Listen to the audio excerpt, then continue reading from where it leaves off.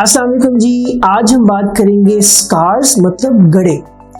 ये आपके चेहरे पे बनते हैं कुछ कंडीशंस की वजह से, जिसमें सबसे कॉमन कंडीशंस है acne, chicken pox and trauma मतलब एक्सीडेंटली। ये जो गड़े हैं इसके बारे में समझ लें कि जो एक्नी और चिकन पॉक्स की वजह से बनते हैं ना, वो हमेशा नहीं बनते और सब केसेस में ऐसे नहीं होता।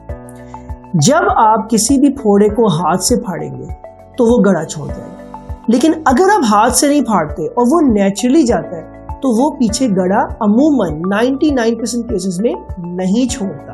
ये बड़ी इंपॉर्टेंट बात मैं आपको बता रहा हूँ, it's like a public service message, क्योंकि हमारे यहाँ एक बड़ी कॉमन आदत है, यंग बच्चियां या बच्चे उम्र में छोटे होते हैं, पिंपल अमूमन आता है 28 से पहले अमूमन लोगों को आता है।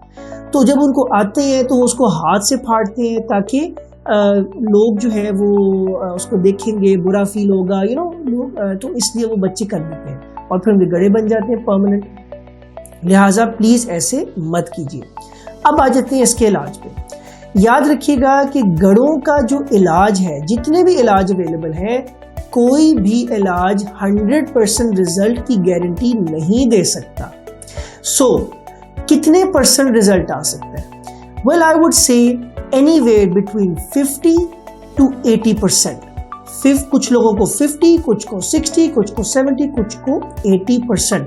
और कुछ रेयर कुछ लोग होते हैं बड़े थोड़े जिनको 100% तक रिजल्ट आ सकता है। उसकी उम्मीद लगाई जा सकती है।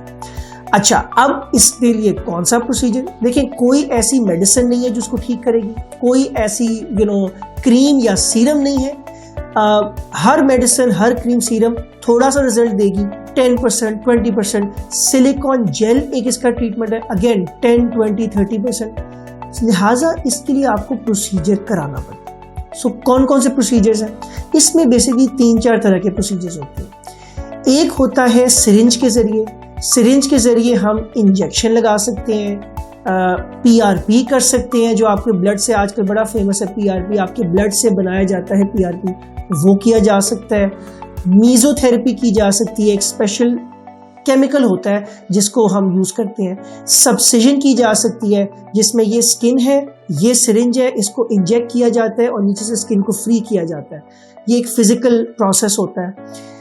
इसके अलावा माइक्रोनीडलिंग एक डिवाइस होता है, डर्मापेन के नाम से, उसको ऊपर से किया जाता है, माइक्रोनीडलिंग उसे कहते हैं। ये मैंने आपको 4 बताए। इसके अलावा लेजर, फ्रैक्शनल CO2 लेजर, ये किया जाता है, ये है कॉमन। इसके अलावा फिलर्स भी किए जाते हैं। फिलर एक मटेरियल होता है जो फिल किया जाता है स्कार्स को।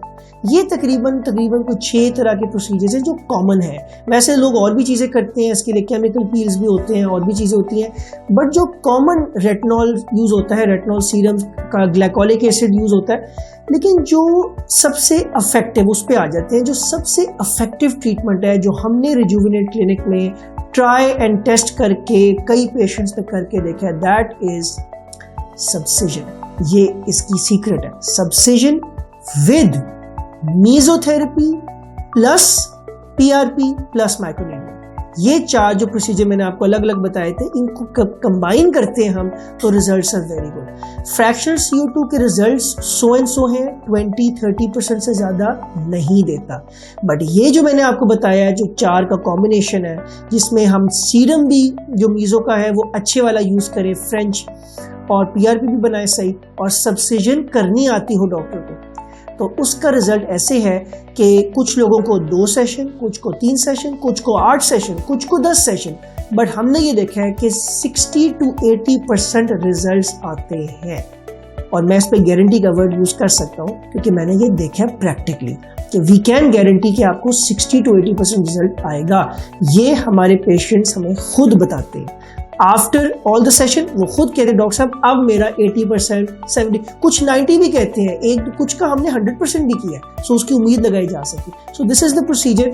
साइड इफेक्ट से कोई भी नहीं है।